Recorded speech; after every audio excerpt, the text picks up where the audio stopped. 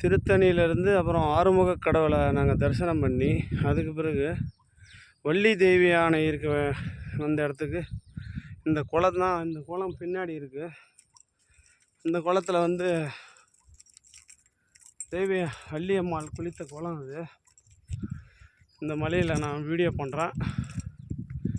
அந்த பக்கம் விநாயகர் இருக்கிறாரு, இந்த பக்கம் சிவன் இருக்கிறாரு. திருத்தணி தனகை தந்த மலைகள் இருந்து இந்த புண்ணிய ஸ்தலத்துக்கு வந்து புண்ணியம் பெற்றவங்க மட்டும்தான் இந்த இடத்துக்குலாம் வர முடியும். அதனால் முடிந்தால் பாருங்கள், நல்ல தரிசனம் கிடைக்கும்.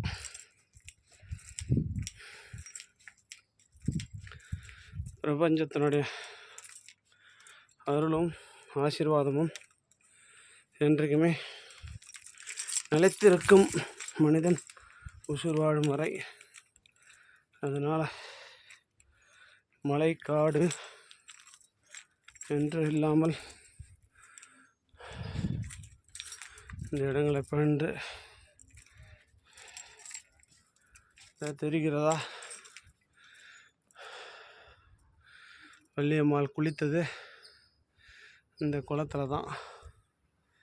இந்த குளத்தில் குளித்து இது பண்ணியிருக்காங்க. ஸோ அங்கே வந்து கணபதி இருக்கிறாரு, ஜீவசமாதி அடைஞ்சவங்க இருக்காங்க.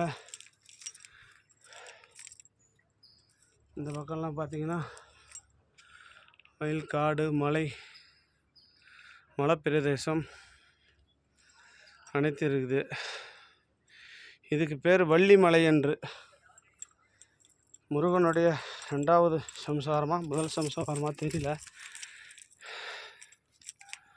அந்த அம்மா வந்து வள்ளி மலையில் தான் குளிப்பாங்களாம். அதனால் திருத்தணி சிவனுடைய அருளும் ஆசீர்வாதமும் அனுகிரகமும் கிடைக்கணும் என்று இந்த இடத்துல தான் சிவன் இருக்கிறாரு. பாப்பா, என்னாளுடைய சிவனே போற்றி, அன்பே போற்றி, அறமே போற்றி, சிவனே போற்றி. நமச்சிவாய நமச்சிவாய நமச்சிவாய ஓம்.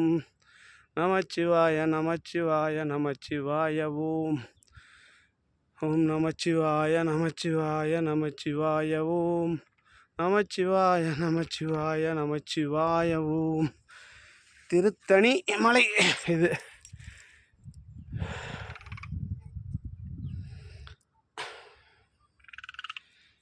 எல்லாம் உள்ள இறைவனுடைய அருளும் ஆசீர்வாதமும் என்றென்றைக்கும் மனிதன் உயிர் வாழும் வரை